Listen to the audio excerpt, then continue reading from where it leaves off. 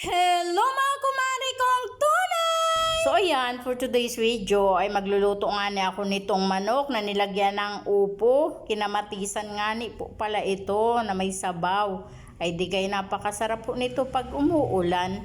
At meron nga ni ako ditong sili, sibuyas, bawang at kamatis. Ito nga na yung pinakang main menu ko, ang manok, at ito yung upo na ibinabad ko na nga ni Eri sa tubig. At ngayon, ang gagawin ko naman ay magagayat ako nitong bawang at sibuyas, kamatis at sili. Ipinukpok ko na nga ni dyan yung bawang. Ang gusto ko kasi sa bawang ay pinupukpok, hindi hinihiwa, kasi pag pinukpok ito ay mas lumalabas yung lasa nito. At ngayon naman ay ginayat ko na itong sibuyas. Aba, ako pala ay napasayaw pa din habang nagagayat ng mga samya. So ayan, tapos ko na nga ni po palang hiwa-hiwain lahat ng aking mga samya. Ngayon naman ay nagpainit na ako ng kaldero dito sa kalan. Nung mainit na nga ni yung kaldero ay naglagay na nga ni ako ng mantika na aking pagigisahan ng bawang at sibuyas. At nung mainit na nga ni yung mantika ay di nilagay ko na yung bawang at sibuyas. Akin na rin itong pinagsabay. Ay ganon din naman ang kalalabasan. Akin lang nga itong hinalo-halo hanggang lumabas yung aroma ng bawang at sibuyas.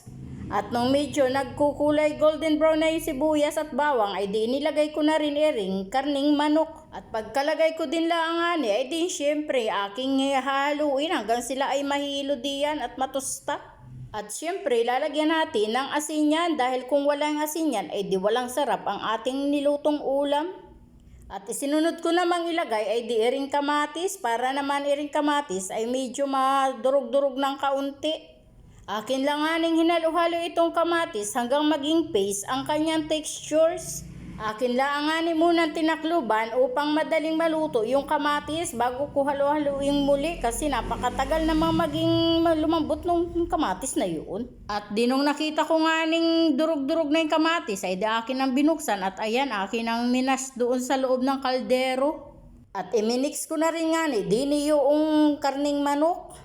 Akin lang nga uli rin tinakluban at sinangkot siya. At ngayon naman ay ilalagay ko na ang upo dito sa aking niluluto. Pagkalagay ko nga nung upo ay akin lang hinalong kaunti at akin naman uling tinakluban naman ito hanggang maluto naman yung upo. At makalipas nga ang ilang minuto ay diirit luto na yung upo at ayan bulak na at nagsabay na rin nga ako dini ng 2 itlog para doon sa alaga akong bata. Syempre tipid-tipid tayo. Ay diga ay double luto eri. At ayan, akin muna nga itong tinikman kung ayos na yung lasa niya. At pagkatikim ko nga ay di ayos na yung lasa, ay ngayon naman ay di syempre paluto na ito.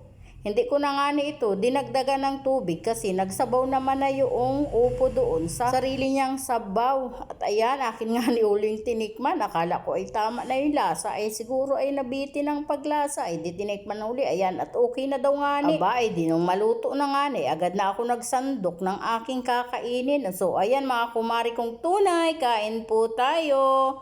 Ay hindi nyo alam, ay gawin nyo ito at talagang sarap na sarap po ng lasa nito. Baka puro tinula lang ang nagagawa ninyo, ay pag kinamatisan ay talagang napakasarap lalo bago may upo. Ay nako, sura ng nilagang baka Ay so ayan mga kumari kong tunay, thank you sa inyong panonood. God bless sa ating lahat. Paalam! Bye bye!